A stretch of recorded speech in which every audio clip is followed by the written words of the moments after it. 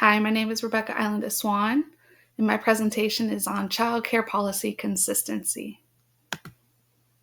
Inconsistency policy causes confusion. Taking your children to childcare can be beneficial in a child's growth and development, but both cognitively and social emotionally. But there's a downside: germs. When they start school for the very first time, there's all these new germs that your child has never come across aside from the grocery store. But this is on a day-to-day factor. So it's more than likely that the child's going to pick up on these germs, get acquainted with these germs, and fall ill. A consistent illness policy from classroom to classroom makes for an easy flow as the child progresses to the next age group. In childcare, there's an infant room, then you progress to the 12-month room, to the 18-month room, to the 2-year-old room, to the 3-year-old room, 4-year-old VPK room, and then there's aftercare, before care, plus all the people that come through.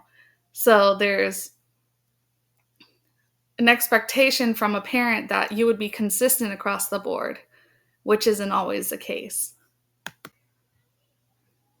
When this isn't the case, there's chaos and confusion, and you tend to look like this lady right here. Because sick to one teacher is not sick to another. Policy was not the same at the facility I keep on thinking about. When you went to one room, if you had a slightly red eye because you rubbed it, all of a sudden you had conjunctivitis and you can't go to school until you've seen the doctor, when really it was just an allergy case. So here a child is with supposed conjunctivitis, and now we have to go to the doctor. Parents are upset, staff's upset because we look like this person and we're going off. It's a whole lot of not good. So what's the matter? From classroom to classroom, the sick policy changes. When I went from classroom to classroom, I found out that the sick policy changed. Children were sent home for allergies, but staying at school with the flu. This child right here would still be there, while a child had a little pinkness in their eyeball from scratching it, had to go home, and could not return without a doctor's note. But these children right here could be as green as broccoli. They could stay.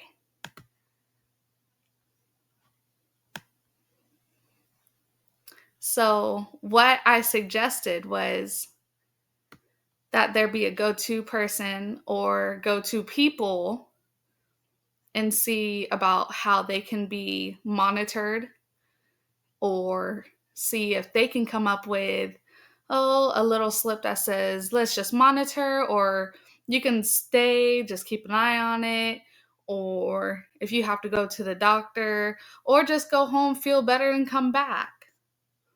Why isn't there a set standard across the board that all children can be tested up against? Why isn't there a health slip that all children have to pass before they come through?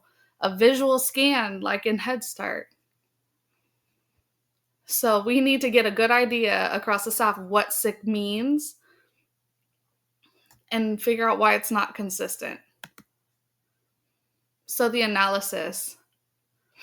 I went from every staff member, from the infant room all the way to before and after care, from the director to the assistant director to the food service coordinator, to figure out, what does sick mean? So I recorded it. I had my little tablet, and I said, this person says this. And whenever I presented the data, I didn't allow the person's name to be shown. It was A, B, C, and D. So they didn't know who said what. And I showed and demonstrated that you have very inconsistent policies in place, and it's not fair from classroom to classroom, and it's not consistent. So it's not conducive for the working parent. Everything was opinion-based. It didn't work out. So the director and I had another conversation. What should we do? We said that there should be a third party or a panel of people to claim if a child is unwell or not. And this is going to be balanced between a form of saying, like, this is what feeling well looks like for the child, and this is our standard. And how she's going to do this is put that paper in place and have 3 reliable staff members who she knows will be unbiased, who will not see the child and be like, oh, that's the bad kid, so any little thing, they can go home.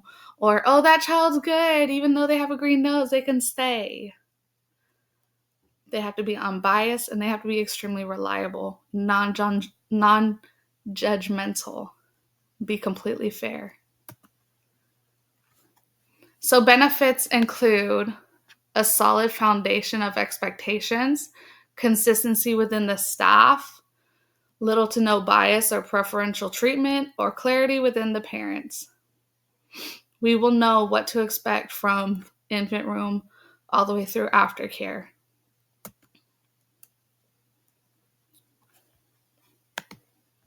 Risks. It's going to ruffle some parents' feathers. It's going to ruffle some staff members' feathers. It's going to be a harsher standard. People might be hurt. But that's what has to be in place so that people won't get ill. Final recommendations. Come up with a standard. She said that she's going to table it until she can figure out her 3 people she wants to put on the board. And that board will just establish who's ill. They're going to create a standard of illness report. They're going to figure out who must go home based on symptoms and return with a doctor's note, who must go home and return after 24 hours after they're symptom-free, and a set of symptoms that they just have to be monitored for the rest of the day. The end.